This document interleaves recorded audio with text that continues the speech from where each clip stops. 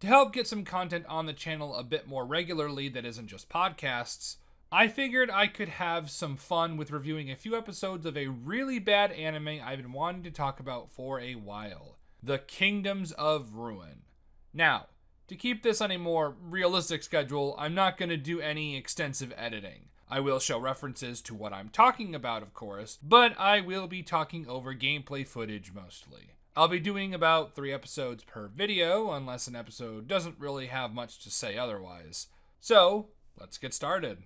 Episode 1 opens up on some basic world building. God created humans and then witches, giving the witches his power to help guide the humans. Somewhere along the way, humans turned against the witches and began to genocide them. Already, I have some issues.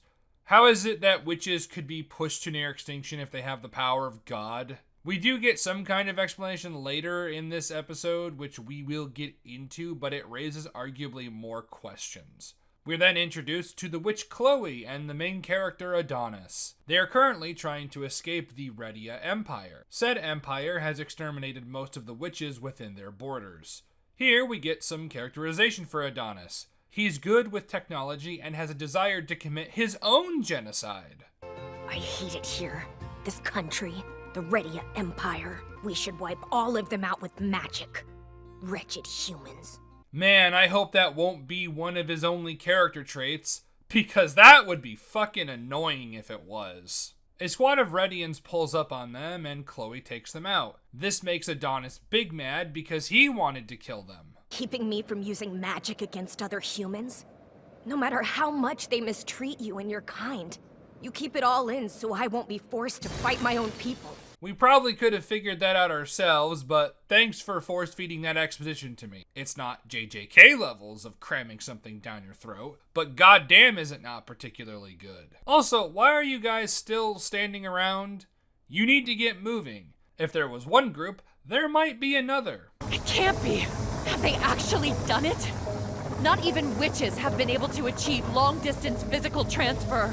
Or the Redian Empire can just teleport them to a stadium. Wait, hold on. Why didn't Chloe try to use her magic to push them out of the beam before it transported them? Create a big ice block to push you guys out. Or at least make a massive piece of ice to go with you. It could cause some massive damage when you land. Sure, it might run the risk of killing them, but they're probably already dead anyways. For all she knows, there might be a firing squad that'll start shooting them the second they materialize. There isn't one, of course, because the Emperor wants to make a spectacle out of it. Because humans are evil. Chloe then decides to give a monologue rather than just killing the Emperor off the bat. Because she's a fucking idiot and we need to dramatically reveal the magic canceling device that's under the stadium. The thing that apparently wasn't just turned on preemptively before she arrived. Otherwise, she shouldn't be able to start charging up her spell. They knew she's the strongest ice witch. Forgive me, sire, but it must be said, Chloe is a high-ranking ice witch. They should not be taking any chances with her. By the way, keep this magic canceling shit in mind. You know the drill. The Emperor rips off Chloe's shirt, because this is a show for adults, don't you know? Yeah, this is the first instance of this show becoming what I call edge slop, where a story is edgy for the sake of it, or the reason for the edge is incredibly shallow. Chloe begs them to spare Adonis, and while it is in character for her to do this as a last-ditch effort to save him, the fact that the Emperor even humors it, let alone actually does it, is fucking absurd. He has no reason to listen to her request.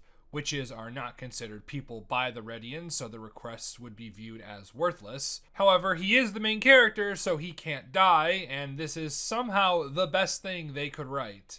Chloe is then shot in the head, shredded into salsa by a firing squad, and her head is then cut off.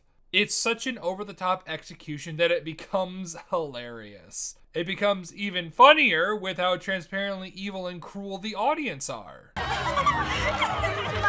game. Check it out, everyone! Check out those witch tits! What are you covering them up for? The show is really trying to make the Redians irredeemably evil. We cut to 10 years later to a cell full of women that are going to be sold as sex slaves. We will see later that this does not make any sense, but as for right now, we are continuing the transparently evil counter for the Redian Empire. Here we meet the other main character, Dorica, who is taken to a they-them for an examination. She manages to escape by biting they-them's finger. Apparently, the door to they-them's office wasn't locked, there was no security outside the door, and the guards in the room had the reaction time of a geriatric paraplegic sloth. Said guards also don't just shoot her. They have no problems killing these women before they're sold, and she'll probably be killed if they capture her. And I'm sure nothing else will be established later that will make this look even more retarded than it already is. Especially the bit where Dorica is trying to open the cells and does a piss imitation of they-them. Open up! Denied. Open up all the doors, pretty please. Voice verified. This apparently also opens up a weird Iron Maiden thing that has been holding Adonis. However, to be fair, it is acknowledged as something that shouldn't happen. Even if that girl was verified, my authority level shouldn't have allowed her to open that chamber. This is sort of explained later through an inference we will get into later, but I still think they do a poor job. Adonis somehow manages to break his restraints despite being bound for a decade. His muscles would be non-existent by this point. He also is considered a double S-level threat. The dude has been imprisoned for 10 years. He has done nothing to be considered a threat. The answer I found online is that his quill is incredibly powerful, and it is given the amount of horseshit we see it do throughout the series, but he's just a human without it. Anyways, he escapes and the guards just stand around like retards instead of just shooting him. Two of them pull out fucking batons. Motherfucker just shattered multiple steel chains by flexing. What are you doing with a fucking stick? Of course, by the time they decide to use their guns, he manages to kill them. To think that the atrocities that will be committed here in a bit could have been prevented if the armed guards just used their guns. This is the beginning of episode 2, by the way, and we're already up to our eyes in contrived nonsense. We are introduced to some new characters. Yamato and his sister, and a cyborg twink. All of which I'm sure will be important players through this season. Speaking of important, apparently the lobotomized hagfish who run this place put Adonis's quill in the same building as him. I'd imagine a powerful magic tool would either be destroyed or stored somewhere else in case he did manage to break out. Again, double S-level threat. But if you're going to store it in the same building, perhaps don't have it in the open in a wooden box that is on display in the center of a fucking room. Motherfucking Arkham Asylum has tighter security. Adonis summons a giant golem and murders as many people as he possibly can. I don't think I need to say the line, but I'll do it just in case. Keep this in mind, we will be coming back to it later. The golem gets bombed to shit and somehow, Adonis not only survives the several 100-foot fall, but also the explosions going off around him. He didn't even use his magic to reduce any damage, he just survives it. It doesn't even slow him down. He's slaughtering soldiers like nothing happened the next scene he's in. Granted, the soldiers he's fighting seem to have a chromosomal deficiency. They don't shoot him. They just stand there and let him kill them.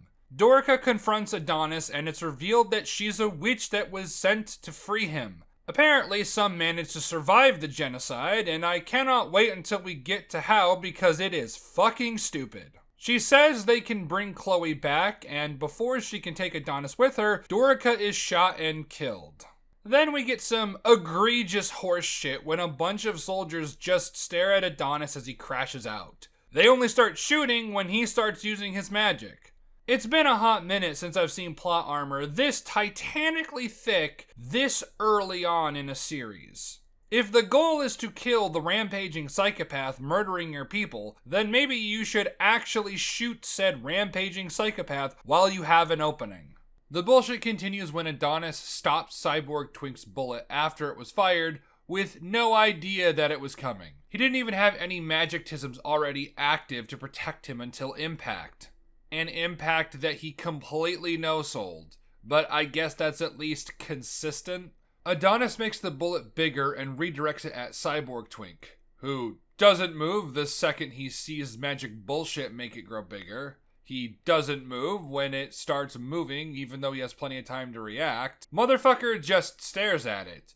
Because he's fucking stupid like every other member of the Redian military that Adonis has fought up until this point.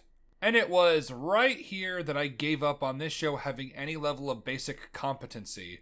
And it only gets worse. Yamato's sister goes to turn on the magic canceling device, and just like everyone in this retarded military, she just stands there gawking at the thing instead of turning it on. A sexy scientist lady stops Yamato's sister from turning it on because the machine emits particles that give people hypercancer. Human cellular dysfunction disease. Sound familiar? From 10 years ago? It's an illness developed by soldiers who participated in the witch hunts. But we believe the particles emitted by the device had adverse effects on the human body. If that's the case, then Adonis should have died from hypercancer a long time ago. I guess you can argue that it's repeated exposure over long periods of time, but shouldn't the particles do some level of damage if they're making contact with the person? Well, we do kind of get an answer. As things stand right now, there are no more witches left to restore the environment's natural balance. And the atmosphere that would have nullified these harmful rays has eroded. Acute exposure of the human body to these particles will snuff out one's life. Pump the brakes here. One idiotic piece of world building at a time, please. So, the witches were responsible for maintaining nature. And with them gone, they can't restore the atmosphere, which was keeping the particles from harming the people. How, though? The atmosphere is still clearly intact, or else none of you idiots would be able to breathe. Is the weather also just not a thing anymore? Like, there are no witches to cause rain, hence the giant desert in episode 1? Also, if it's acute exposure, then it's sudden and direct, meaning Dorica should have died a long time ago. We see in her backstory that one of the machines was used in her village. She was closer to it than Adonis, and without the several feet of concrete and metal to maybe filter out some of the particles. She's also a witch who are magic by nature, so if anything, the particles should affect her even more. Going back to the situation at hand, if you don't turn it on, then Adonis will just keep destroying everything because your military is unimaginably incompetent. And we know for a fact that not everyone in Redia would get hypercancer because it was used 10 years ago, and everyone in the kingdom seems to be unaffected from that instance. Yamato's sister turns off the machine and cancels out Adonis's magic. Of course, once the quill is shot out of his hands, the soldiers don't turn Adonis into chunky salsa. This lapse in common sense allows a rando to charge in. Now, you may be asking yourself why this woman doesn't just shoot Adonis here, but it is explained why a bit later, so we're at least good on this front. Adonis then has his head cut off and is killed, except he's not. It's the corpse of the witch's apprentice. It's a fake. What a start to a series. Contrivance, convenience, characters being stupid, it has it all. And trust me, it only gets worse, but that will have to wait until next time.